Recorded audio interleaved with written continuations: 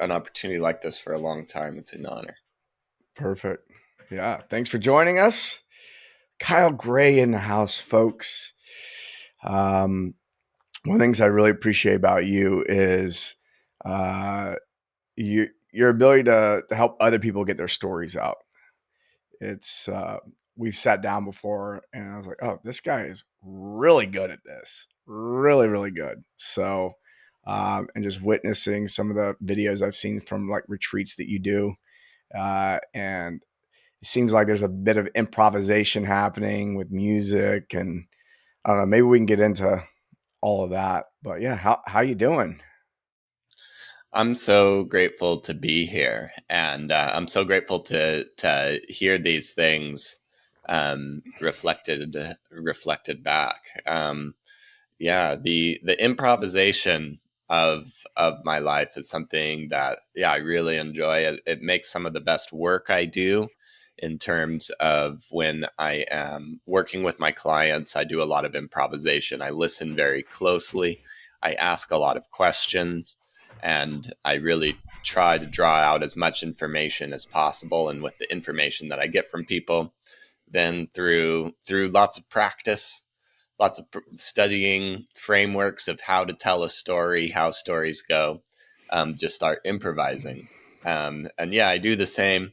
I've been doing the same with music for a long time. I think the when I was in my late teens, early 20s, I was certain that the only way I was going to live a happy and fulfilled life was by being a rock star. I had to play guitar. I had to write. Not only was I going to write music, but the basic chord progressions, the songs that everybody has the same three chords or four chords, I was going to invent the new chord progressions. Oh, And there were going to be lyrics that just stood the test of time with people. And I put so much pressure on myself to like create these things after I made the decision that I kind of soured myself on it a little bit. And yeah. coming back to this creativity has been like a decade long process of finding not only how to make it a creative outlet, but how to make it a professional outlet, and how to bring it all together into a life that I really enjoy living. Yeah. Do you think that if we rewind 100 years ago, before everybody had televisions, and you had to you probably had a lot of money, or you had some money if you had a radio, the, this whole idea of being a movie star or a rock star, basically a high end, high paid, well known entertainer, did that exist? A hundred over 100 Maybe a years ago. painter, Yeah, a but playwright, yeah, but like, not nearly in the same way. Yeah. I mean, people were living all over the place without telecommunications. So like, I feel like the celebrity, there's always been celebrities, but to the scale that we have now, it's pretty crazy. I mean, I watched the Elvis movie on the Uh-huh. airplane a few weeks ago. It's fucking great, and he was like the first rock star in a lot of ways. There was Yeah. like before him, there wasn't this craze. It was like the Beatles and him, and I think he Uh-huh. came before the Beatles. This is a really interesting point, because I see what you mean. This is a new and somewhat unnatural thing.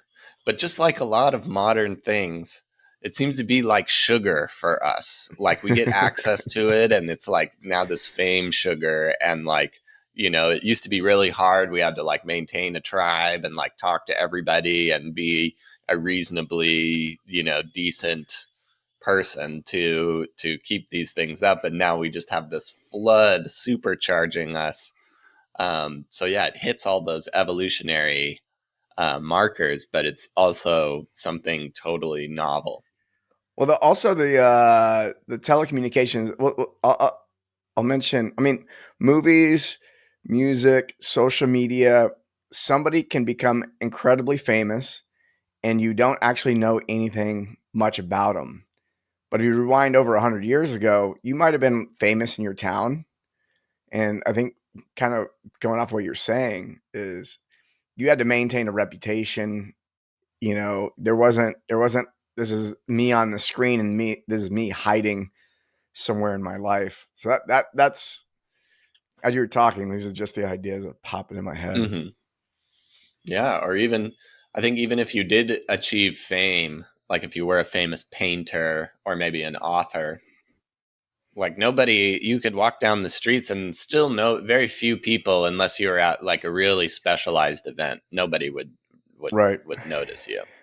Yeah. Yeah. So this And desire for, like, as kids, we're like, oh my God, I want to be like, I just wonder what that was over 100 years ago.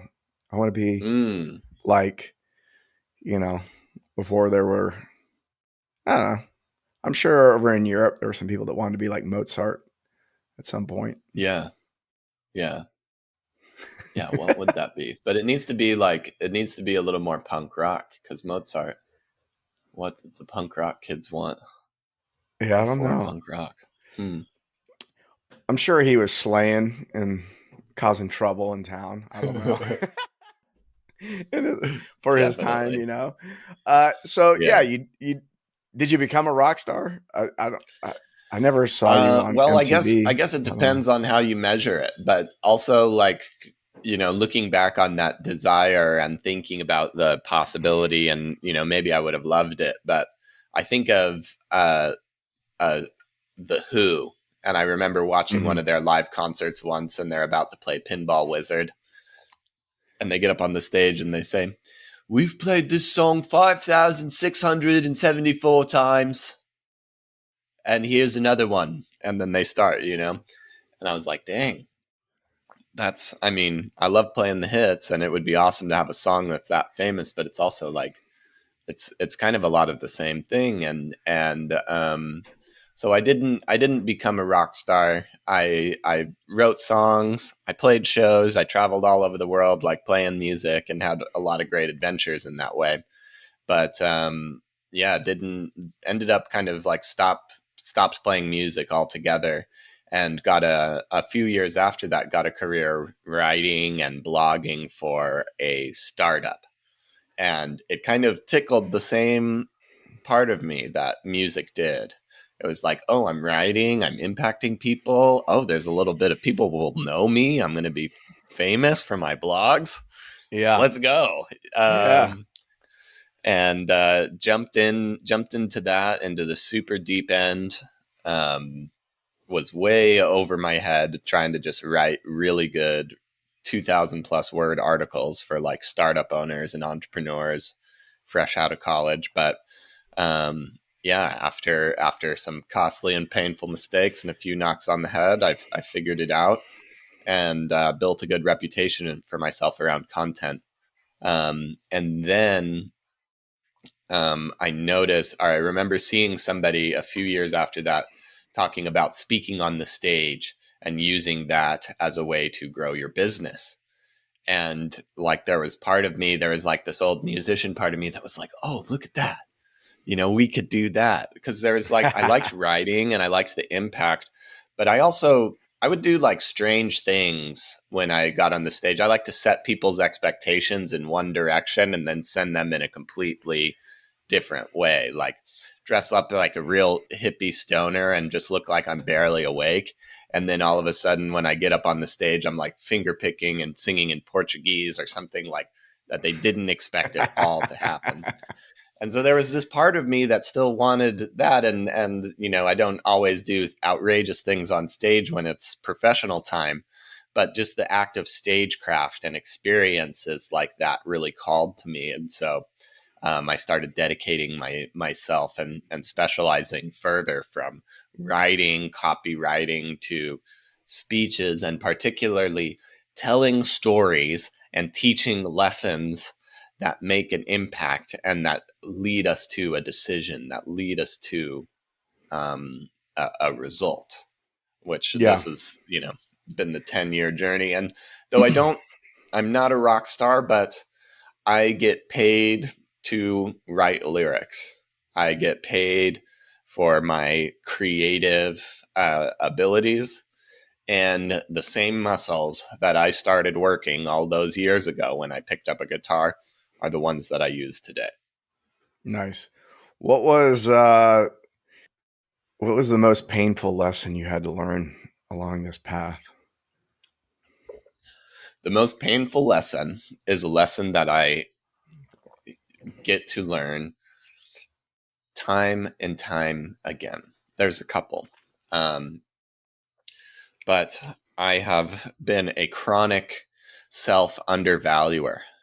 Ah, And chronic self undervaluing leads to poor decisions, leads to not taking all of the risks you want to take, or it leads to not leaning in on a sale in the moment of conflict. It's a, not um, making the move, in a romantic relationship or something like that. And for many, it's been always coming back to, can I value myself and see myself as somebody? And it's just been this constant process of looking back and realizing, oh, I'm not valuing myself. Oh, I'm compromising myself, and creating a bigger and stronger foundation for that. And then there's another lesson that is not the most painful, but it is the most chronically painful, which is, as the person that I am, I have a compulsion for growth. I'm always trying to grow, and so I'm always at the edge of my comfort zone, or a lot of times. And being at the edge of your comfort zone, surprise, surprise, is uncomfortable. And there's a very distinct feeling of discomfort that you feel when you're at the edge of your comfort zone. And here's the thing. So I've been feeling this distinct feeling for a long time. I have felt the same. But the thing that causes me this feeling right now is not the same thing that did it a year ago, and is not the same thing that did it 3 years ago. But the feeling is the same, but I'm still on the edge of my comfort zone. And so it's sometimes hard when you are consistently on the edge of this comfort zone to realize I am progressing even though I feel the same. The mm. uncomfortable I'm feeling is actually a sign that I'm moving in the right direction, not a sign that I'm flawed and should not be in this game. But this is like constantly we have to like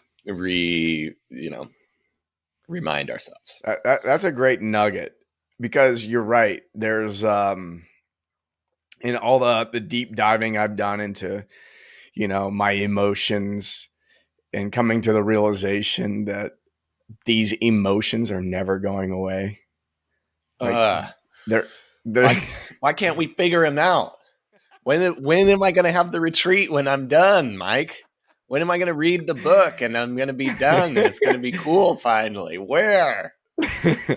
Dude, I remember this woman, really sharp woman, goes through one of my programs, and she was like, I'm still experiencing these feelings that I wanted to fix. That's why I showed up, and I almost couldn't stop laughing. And she's like, "How long does it take?" I was like, "Well, this is just the rest of your life, you know." like the whole point of the retreat was for you to be okay and love those parts of yourself that you just been trying to reject. So uh, that didn't give her any peace in the moment, but it definitely that was like, I was like, yeah, that's the lesson you're taking home right now. So I think that what you said is like so brilliant, in that the feeling's not going to change, but the outside circumstances are going to change. Mm-hmm. The thoughts you're going to have are going to change too. Like the thoughts that are associated with that feeling uh, are up for negotiation. You can change those thoughts. You can change those words. You can shift things around. But yeah, at the end of the day, that feeling's still going to spur up, and it might be associated with new thoughts and new situations, but it's always there. How, Hmm. how have you worked on your self-worth? Yeah. Good question. I want to just sneak a little extra Perfect. story in here to benefit this, and then we will discuss that. Um, Another interesting thing about humans and how we do stuff. Um, so I had a client who I just completed a 6 month program with, where we built a speech and we just worked on messaging relentlessly. Um, and when I took him through a series of questions when he started out, like, what do you want to do in this program? And he was like, well, I want to raise the prices of my program. I think that there's a lot more video, or there's a lot more value that is out there that I can add, but I don't know if I'm worthy of doubling my prices. And I was like, if you could wave a magic wand, and at the end of these 6 months, we have an outstanding win, a dream come true, what would that be? And he would be like, I want 10 people in my new program. I want to fill up my program. Cool. Let's go. 6 months later, how'd it go? He's like, I remind you, 6 months passed. A lot happens in 6 months. He's like, yeah, I got 19 people in the program. It's pretty good. And I was like, let me read something back to you. And I read back the 10 would be amazing. And he just like sits there and he's astounded. He like is confounded at he like looks back at himself 6 months ago, who's like reaching for like, could I do this? And now he's a totally different person. He's like, yeah, of course I could do that. He doesn't even remember, No. this like, oh, could I, which is also like, this is another same tricky thing of like, we got to celebrate where we come from, and Yeah. and the progress that we do make, so we're not always feeling this. But which brings us to how do we increase our self-value and celebrating the wins, as small as they could possibly be, and definitely as big as they could possibly be, is huge. Just kind of in line with this, like, I'm the type of person that's very future oriented, very goal driven, and I'll set a 6 month goal, and I'll probably achieve that goal. But by the time I get to the goal achieve, I have three more goals set, and I'm already have anxiety and cognitive dissonance about all those goals, that I can't, we forget about this one. I And so totally it's get worth it. it to like, it's worth it to stop and be like, wow, I did it, and honor Yeah. that. Yeah. So that's really one of the big ones. Um, I think one of the biggest ones has been like having a premium coaching service and selling a premium coaching service. There's just no greater crucible of value than being able to like promise these, like being able to stand by a promise, like what just happened, of like, we're gonna achieve a goal that you're gonna astound yourself when you look back, and in 6 months, and to be able to say, I can create that for you. And it's not just, we're not just going to make money, we're going to go through a total identity transformation, and to stand by that promise, and command that value. It's not always easy, but I mean, obviously not. This is one of the most challenging things, and because of the intensity of these conversations, and the strength that I've had to cultivate in my belief for myself in order to make these offers, enroll people, and follow through on these results, has been huge for me. It's like a constant sharpening stone. Yeah. Selling coaching is it's a whole different animal than selling some other stuff. Like I've watched people get into the coaching industry that come from a sales background, and they may have been selling stuff for tens of thousands, even hundreds of thousands of dollars, but it wasn't their product. It wasn't their service. They didn't have to fulfill on it. They could sell it. The moment they step into, I need to sell my coaching, the wheels just come off, and they Mm-hmm. can't do it. And I think a big part is people people are for the first time having the experience of selling themselves. And so Mm-hmm. I think the self-worth thing is like really valuable in that. And so you're selling yourself for the first time. So that's a different animal for one. And if you get comfortable with that, that's great. Um, but also even after you sell, like I've had this experience where, I've served, I don't know, at this point, thousands of people. And I get out of these thousands, I get one guy who just, he didn't do the work. He's super unhappy. He like wants his money back. And then I go to bed that night and I'm thinking, oh my God, like, am I a bad coach? Like, did I fuck up?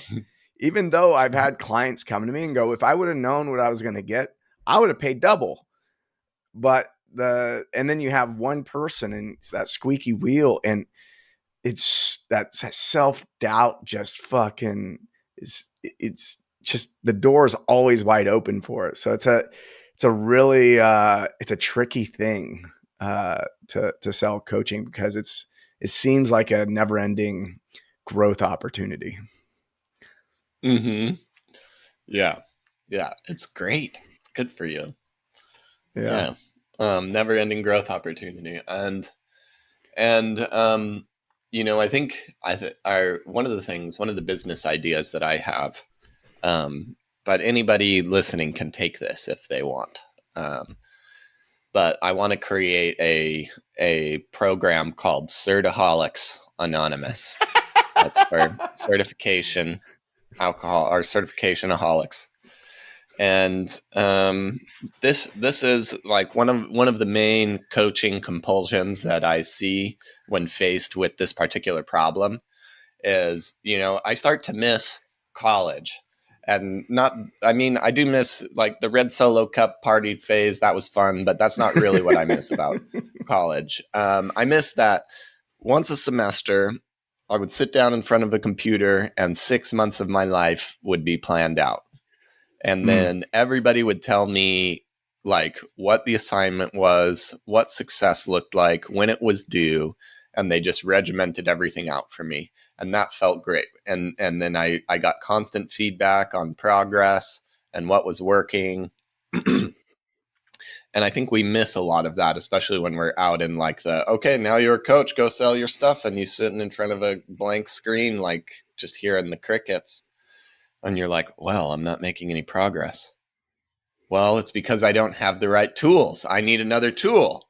And we sign up for the thing and we go through and we're feeling the progress and we're making the progress and there's community again. And it feels like stuff's happening until we're back out into the quiet. We're like, oh, I need another one. And this is what Certaholics Anonymous is for. We won't help you with your business. We won't, but we will give you a constant sense of progress for as long as you need certification progress. Just like a subscription. You just like Yeah, once a certification quarter you get a new subscription. piece of paper. Mm-hmm. Was we had a client that uh was there's a group experience happening over months and months, and there was a guy in there that had like zero formal education, no certifications, no nothing. And then we had this woman in there that had all the certifications, the degree, all that. And this guy is crushing it. He's doing all the assignments, he's getting everything done. And when he speaks about training, he knows what he's talking about. He is incredibly knowledgeable. And there was some coaching sessions around, like just threw a fit. It was just like, this isn't fair. What the, like I don't understand this. Because the Mm-hmm. story that we grow up in is, do well in school, get a job, yada, yada, yada. And then you get out in the real world and someone comes along and just takes a shit on it. And so what we ended up having her do is was that we made her a certification and then asked her to burn it. It was like a very it's like a very emotional, like what the fuck is going on type of thing. But yeah, my tactics aren't always gentle. I'll admit that. Yeah. Oh, Yeah. those are the best. Those Yeah. are the best. Yeah, especially when you can lean in. And yeah, that's a good pattern break. Yeah. So yeah, let's talk about uh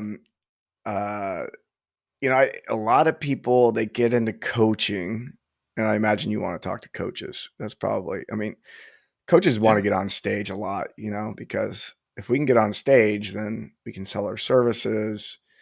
I think some people get into coaching because they kind of like that limelight anyway, because it's almost expected that you're going to have some type of online presence. Mm-hmm. But people will start pursuing it because they think that, well, once I can quit my corporate gig or move out of my mom's basement, then I'll be happy. I'll be, I'll start this coaching gig. And then I've just witnessed people time and time again. It's like they're on this track, and then they finally can be free of the job and they can do coaching full time. And then a few months into it, they're just overwhelmed again. It's that remember that feeling, it comes back, and Mm-hmm. it doesn't last. Mm-hmm. Well, yeah, I'll say this, like, I'm right there with everybody, like, welcome. I think that this is what we signed up for in a sense. But like this morning I woke up and I felt anxiety, and I did my Joe Dispenza morning, imagine more abundance and the ideal clients and all these things coming in, and I'm picturing it. But yeah, it's there's a big difference between, like, I want to be happy and I want to feel, there's a big part of me, and I think this is a self-value thing. Maybe this is just, are like more unique to me than everybody, but like I just want to feel comfortable being alive and being in my body and like being in my life, and just I'm okay where I am. I'm not as successful as I want to be, but like, we're okay right here, and just and creating that. And I think a lot of us really, what I when I ask people questions, um when we're like trying to make speeches about like, why are you doing this, why are you here, we're not really signing up. We do kind of want to be happy, and we talk about it, and I think there is this idea, but we're signing up a lot of these times for meaningful work. We want to have more of an impact. And I don't always think that being happy and living meaningfully like are 100% side by side. And in fact, probably choosing meaningful life means that we're also going to choose some uncomfortable, challenging circumstances and situations to wade through. And I think it's about finding purpose. It's about, in the same way that I'm finding value in myself and standing for myself, it's finding value in doing the uncomfortable and challenging things that need to be done. In the case of wanting to get on more stages, a lot of people, I'll tell you what the uncomfortable things are. They don't want to. They Very few people actually will research stages. And then yeah, they're totally baffled at what outreach would look like. What do you mean the um research stages? like search podcasts, find a pod, like be like, hey, what events are happening, I see. who are, I want to speak to, Figuring out even where they accountants. want to speak. Yeah, yeah, they're Okay. like or like, because there's events, there's online, offline, social media, stages, whatever you want. They're like bubbling up all around you all the time. But most people won't want to look for them, and then they won't want to do the outreach. And a lot of people won't, if they do want to do the outreach, they have this. I'm certain that you've seen this 100,000 times more than I have. The same email that every single agency writes you, which is like, "Hey, Mike, I love your podcast. I didn't listen to it, but I pretended I did. Here is, do you want this real estate agent on your podcast? Here's their 3 talking points." Yeah. And it's like the same thing. And I've tried to allow these people onto my show, and they never show up. And so those like just lame outreach, and nobody wants to like level up above the outreach of like, hey, could I send this person a video message? Hey, could I send this person an audio message? How can I really connect with these people?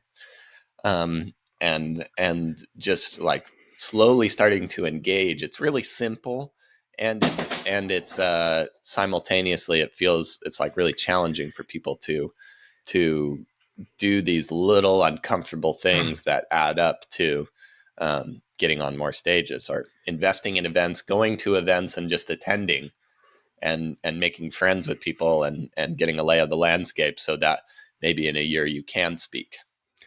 Yeah, I think people get caught up seeing the results of others. It's like, oh, Malcolm Gladwell, he can just, he gets on stage, he posts something online, and if he wants someone to click a button and check out something, all he has to do is put it out on social media.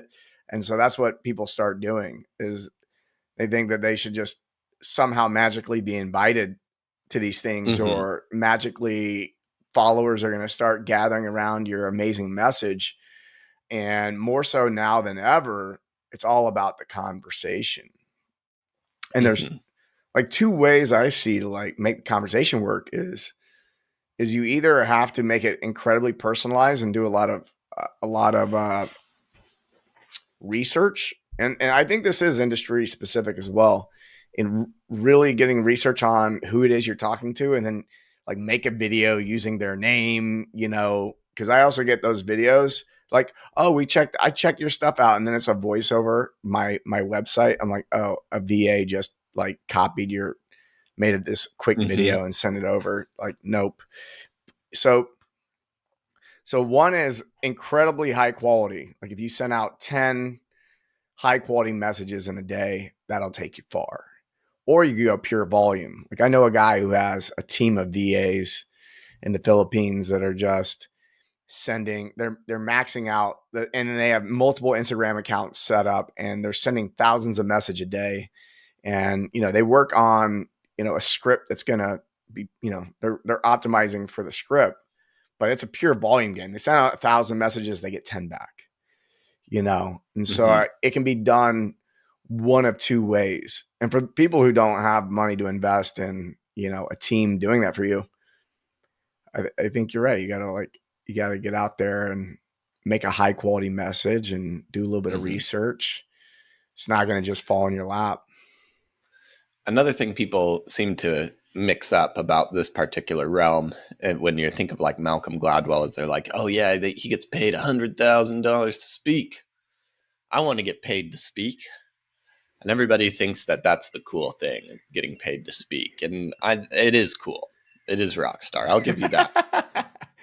But a lot of people are like, what's exciting for me, or what would be a higher level above that, is that you can pay to speak, and you are so confident in your message, in your conversion systems, in your audience, that you can make this bet and know that you will make money on the back end, that you can buy your stage. And this is really important, and a lot of people won't know, or like if you're kind of new to speaking on stages and things, if you, in the same case where if you got on a stage for free and then maybe you sold $100,000 worth of stuff, the event hosts, you would probably have an agreement where they get like half. They're like, give us half. Right.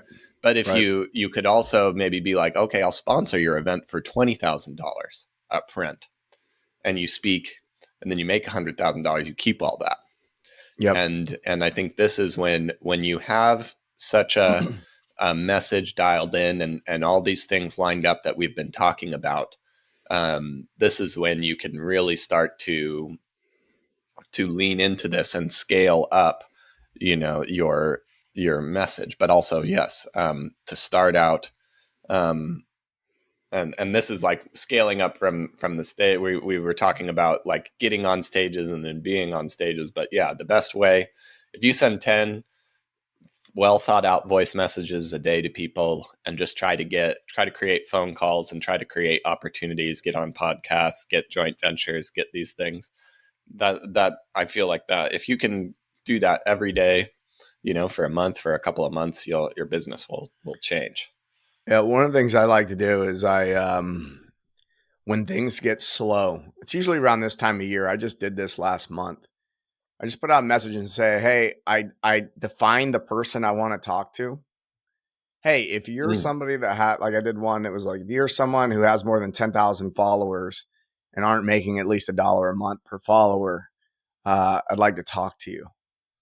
So I had basically a dozen people, sign up, and we got on a call, and, nothing to sell them. It was literally just, you got you got a following and you're not making as much money. I want to know what's going on for you.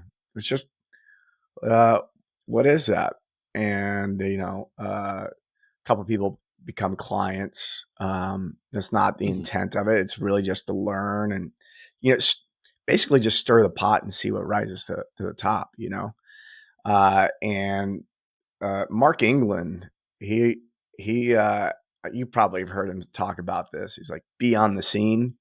Is that Mm. the exact terminology? Like Tell me more. yeah, he's all about, wherever the action's at, you just put yourself there. If there's a conference that's got a bunch of people who you would like to meet, you just got to be there. You may not need to, you don't need to get a booth. You don't need to be speaking on the stage. Whatever For it is sure. just put yourself in the scene and hang out.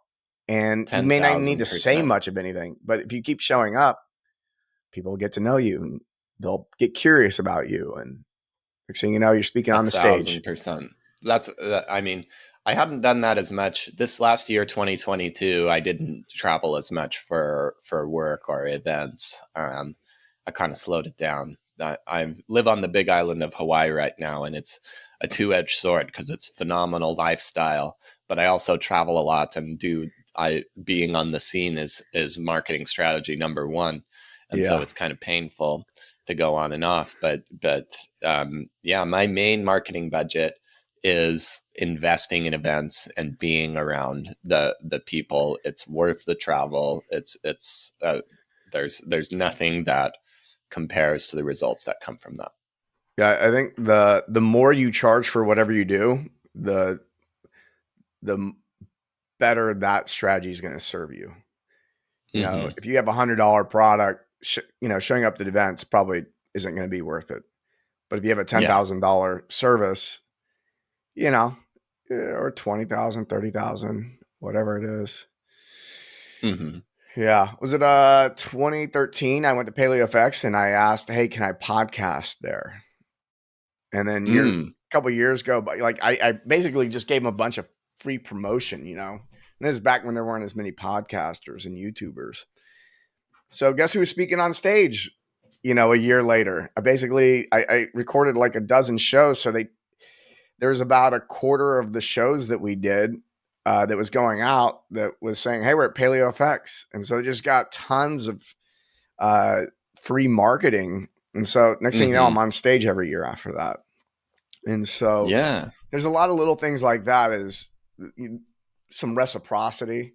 And I had no intention of wanting to speak on stage when I went. It was just like, I see that there's cool people on stage that need to be podcasted with, and they're all in one Yeah. place at the same time. I'll fucking go get them. I did the exact, this was Paleo FX 2019 for me, but Yeah. I brought my backpack, like a little podcast backpack setup, and I would just walk around the floor and I would go to different booths. I'd set up my mic and do a 5-minute interview and then go around. And I went to the founders, Michelle and Keith, after, and then interviewed them and kind of spliced these things. But I made a bunch of stuff, and that gave me the press passes. I didn't get invited back to speak next year because it was not around next year. The world changed, But Yeah. one of the interesting things was like, and what I see about this, and like what I think is great about content and podcasts in particular, what gets me excited is the guests and the people that I get to talk to, and that it opens up a door to have a conversation and build a relationship. And I use that as a tool to meet new people, and that it like opened up possibilities at this event, to just meet and engage with new people. And I think that that's something that when you're just starting out building a platform, you're so focused on the audience a lot of the time, that just seeing it as a way to open up doors to have conversations is one of the most powerful aspects of it, I think. Yeah, podcasting has been one of the best. It's been hands down the best networking tool for me. I know that it was probably 2015, 2016 when I was running Barbell Shrug. I I think I was the most networked strength and conditioning coach. Like I knew more strength and conditioning coaches personally than anyone on the planet at the time. And it ended up paying dividends. It did pan out well financially and also fulfillment wise too. Just having high quality friends all over the world. I mean, Mm-hmm. that's gold. That's worth more than any amount of gold. It's amazing. It, you Oh said yeah. something interesting before, which was people you can pay to get on stage, Mm-hmm. and I think that I've talked to a lot of people, authors and speakers fall in this category for me, where a lot of people go, "Oh, I love to write. I just want to be an author. I'm just going to write books, and I'm going to live off of that." I'm like, "Yeah, you better be really, really good Better at be real writing good. books, and you need to put them out a lot." I mean, you need, Stephen King. I mean, I imagine that I'm curious how many authors there are and how many of them make more than six figures a year off of just book sales. Off of just book sales. Yeah. There's very, very few six-figure authors. I've self-published 3 books, Uh huh. and I have had one book that I consider to be very successful. And on book sales, at the peak of this time, I wrote this book. I published it, I believe, in 2017. Um, I think the best month I had in book sales was like 10,000, or not 10,000, 10,000. Excuse me, one $1,500 in units, and I sold them. I was selling, that was really early on, so I was selling like digital copies at 99 cents and paperbacks. Um, but yeah, I had about a half a year or maybe a year where it was paying my rent, which is awesome, an That is outrageous awesome. success. I it was so consistent. It was a bestseller for like 6 months. It was listed in just the right categories, had the right keyword research, and all these things. Amazon reached out to me, and you're like, your book is selling so well, so consistently. We want to do a promotion. We want to send out an email for a grade on Kindle or something. And they promoted my book, made an email blast. I got to the top 500 in Amazon, top 500 books, which is amazing. And Out of like, all the books, out of all the books, all the Kindle books on Amazon, and that is amazing, and it's still hard to get noticed out of 500. still hard to get noticed. I mean, it was great, but like, if I were to replicate the success of that book, every 6 months, then maybe in a couple of years I could make a salary, like not a six-figure salary from it Right. yet, but that, um, but yeah, just selling only books for books' sake is a hard road. It Yeah. seems. Yeah. So the same thing for speaking. Like Oh yeah. getting so good at Yes. speaking that people are going to pay you tens of thousands of dollars for a couple hours of your time is unlikely.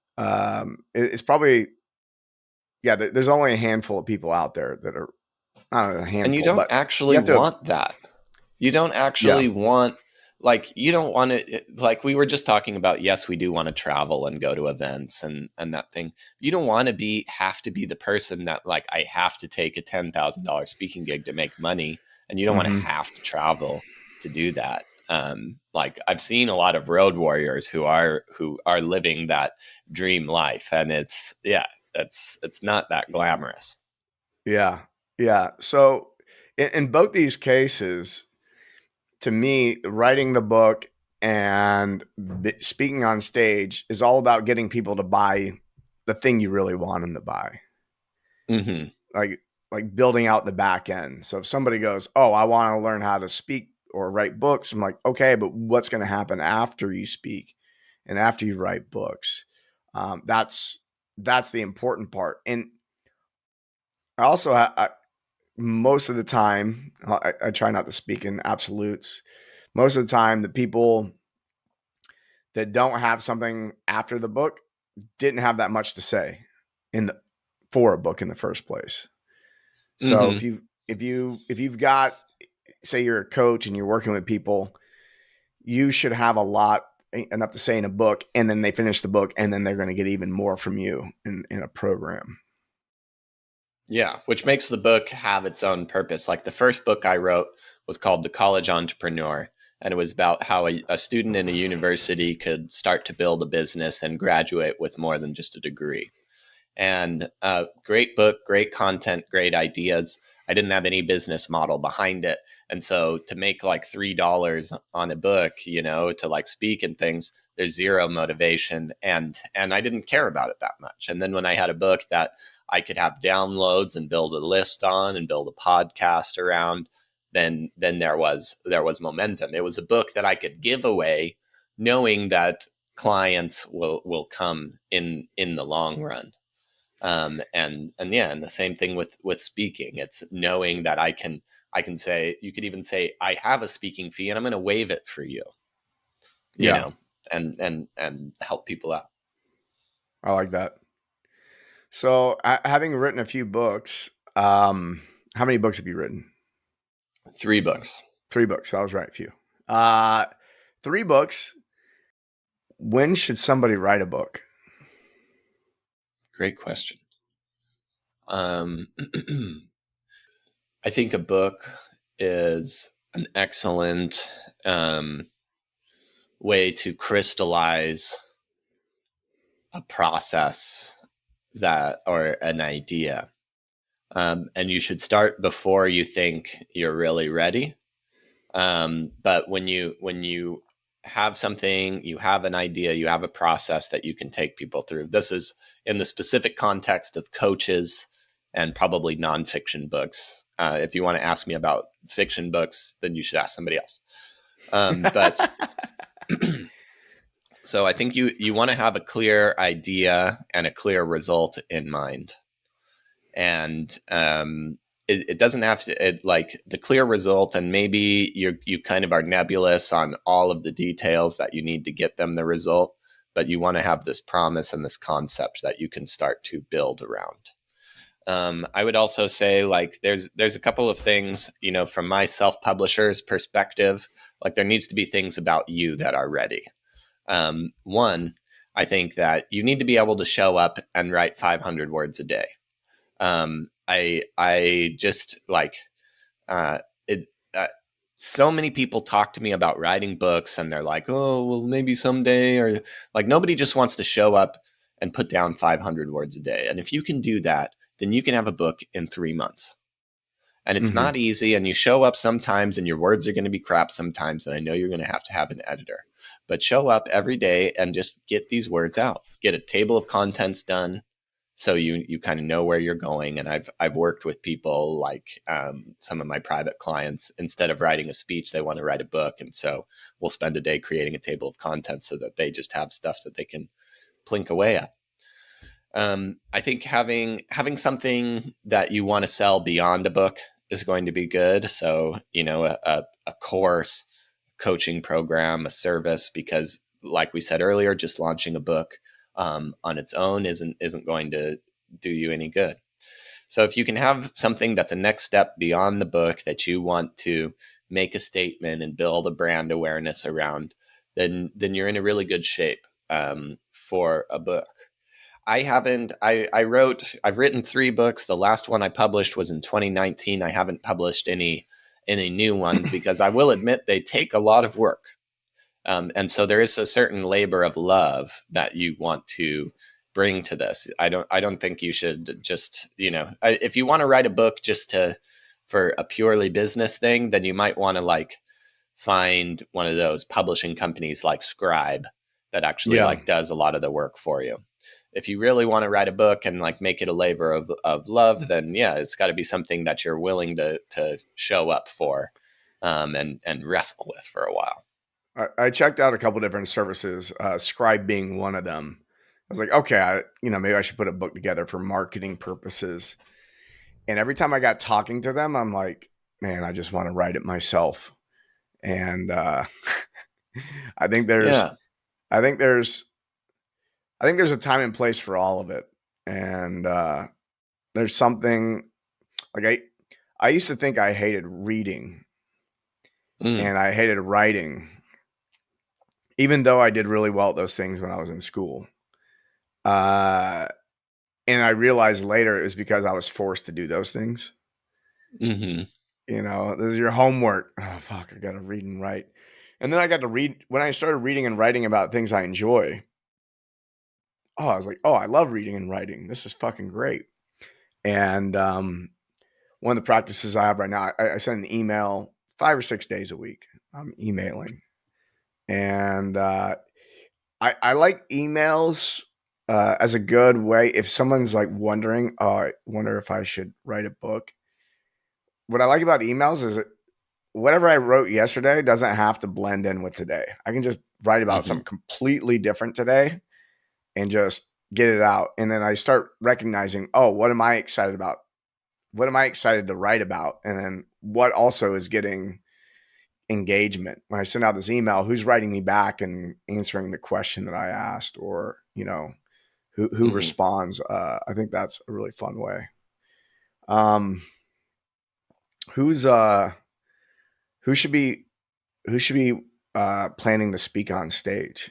Like who's that person and when do they need to do that? I feel that having a plan to have a talk, have a signature talk that you can use to convert clients is the fundamental white belt thing that you need. It's step one. Everybody should be thinking about this. You should be able to speak for 30 to 40 minutes, tell a story about who you are, teach us 3 good teaching points, and give us a call to action. Everybody should be able to do that. And if you can do that, this requires that you understand an ideal client, what the emotional experience is like to be them. You understand their objections about why they've tried everything other than your service and why they're certain that this isn't going to work for them. You need to know this person so well that you're a coach and you can coach them from the stage without ever having heard a direct response to their questions or without ever having spoke to them, because you know their mindset so well.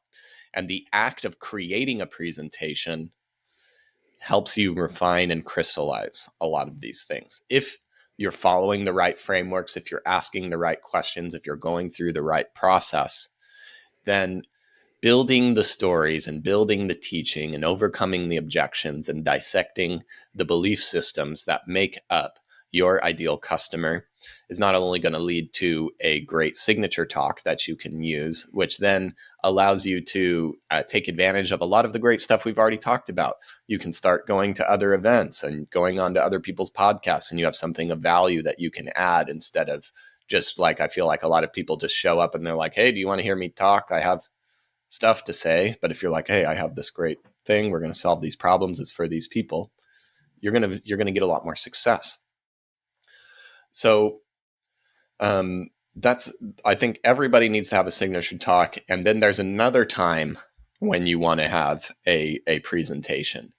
And there's a lot of the people that I work with, they have reached a certain milestone of success. They're in the early 6 figures.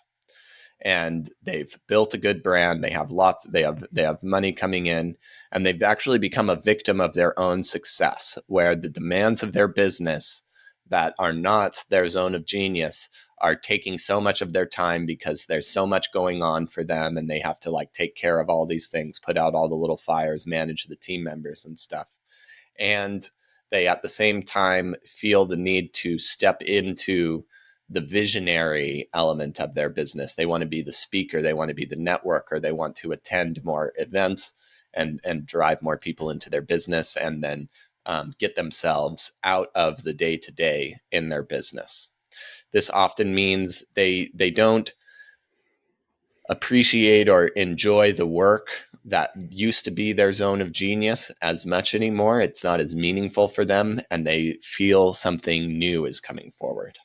And this is the time when you're making a gear shift from being the CEO to being the visionary leader, and creating a new presentation in this point is so essential for this person, because one, the person wants to start speaking more.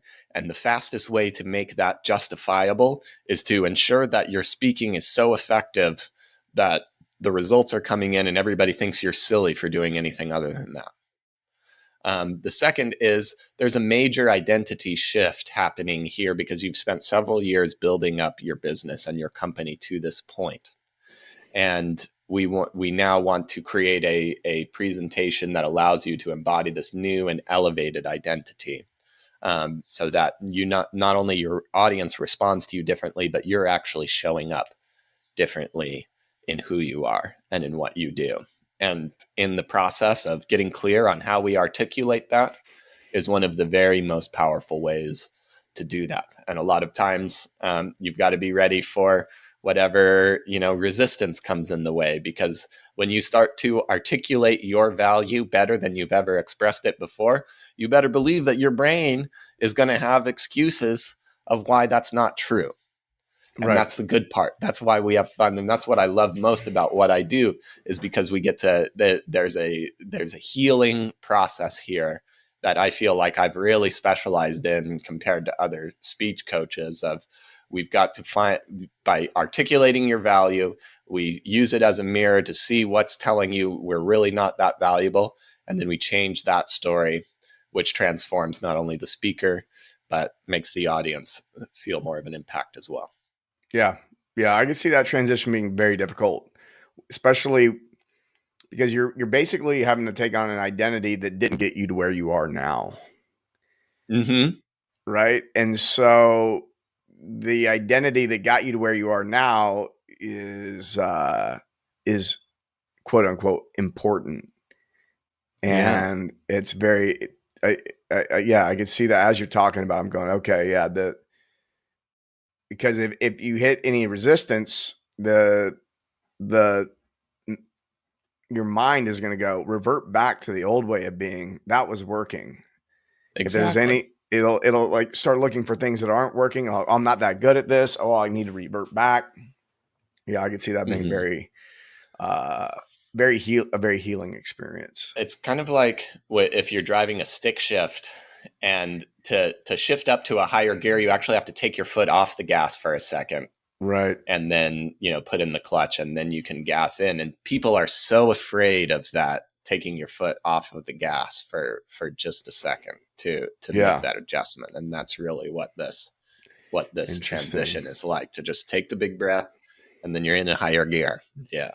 Ooh, I love it. I love it. Well, Kyle, where can people find you? Um, I would love to connect with anybody listening to this. You can find me on Instagram at Hey Kyle Gray. Instagram, I like to make kind of funny, entertaining reels. You can find me on my podcast. You can find my books, all of my stuff at thestoryengine.co. That's the name of my podcast, the Story Engine Podcast, and is the name of my most successful of the three books, The Story Engine. So yeah, please come check it out. I also have a great storytelling course which helps people create an introduction story in 5 minutes that will allow you to speak with authority and get people leaning in. And that's at thestoryengine.co/perfect. It's a free course. And you can get your first taste of storytelling. Beautiful. Thanks for joining us today. Appreciate you, brother. Love you. It's been such a blast. Thank you. Yes.